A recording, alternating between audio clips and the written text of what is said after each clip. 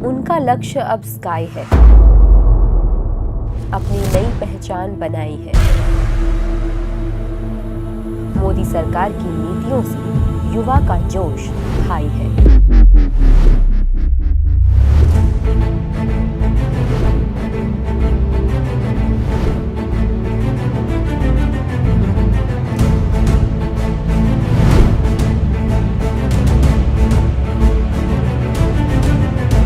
भारतीय युवाओं के रगों में इनोवेशन का जोश है। उनके मस्तिष्क में क्रिएटिविटी का करंट है। जिस इनोवेशन और क्रिएटिविटी की बात भारत का युवा करता है, उसको जमीनी स्तर पर हकीकत में बदलने का काम मोदी सरकार कर रही है। Can do spirit, will do approach रखने वाले भारत के युवाओं की प्रतिभा का मोदी सरकार हर संभव उपयोग कर रही है और उनके लिए अनुकूल माहौल तैयार कर रही है।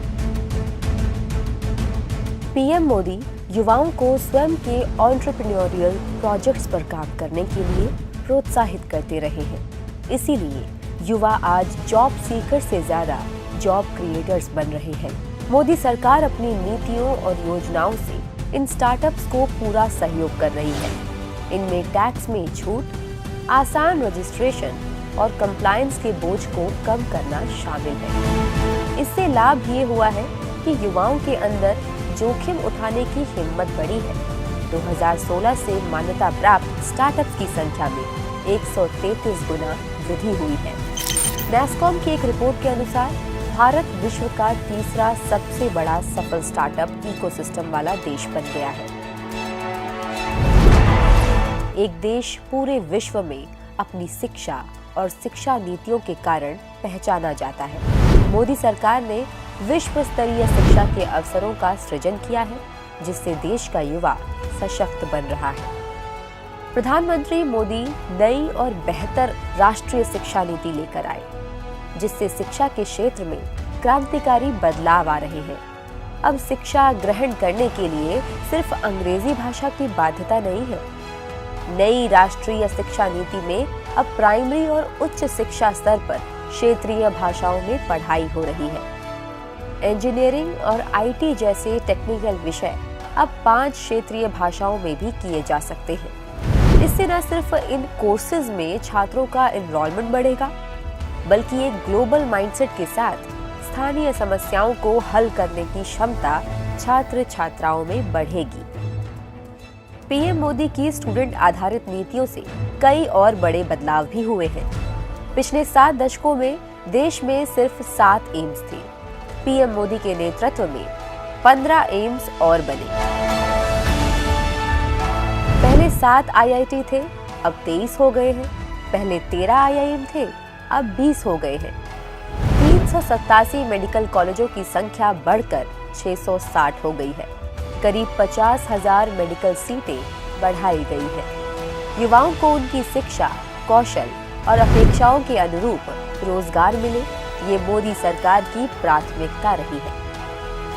देश के अंदर रोजगार कितना बढ़ रहा है, ये डायरेक्ट और इनडायरेक्ट इंडिकेटर्स के जरिए पता चलता है। मजबूत आर्थिक नीतियों से लाखों रोजगार पैदा हो रहे हैं। देश के अंदर लगातार रिकॉर्ड निर्यात हो रहा है। प्रधानमंत्री कौशल विकास योजना के तहत लोगों को स्किल किया जा रहा है, ताकि रोजगार के अवसर बढ़ सके।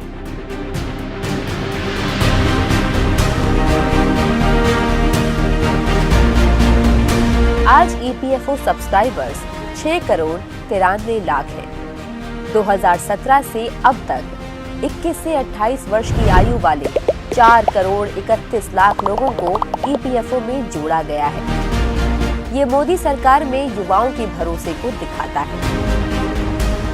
एक वक्त था जब खेलों को सिर्फ मनोरंजन के तौर पर लिया जाता था।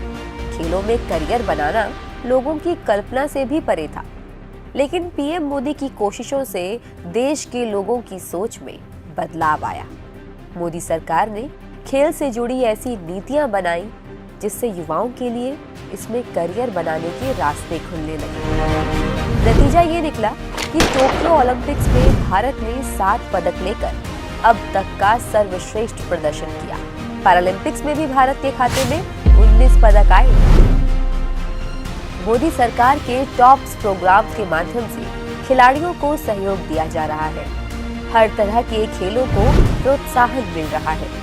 नए खेल भी अब लोकप्रिय हो रहे हैं।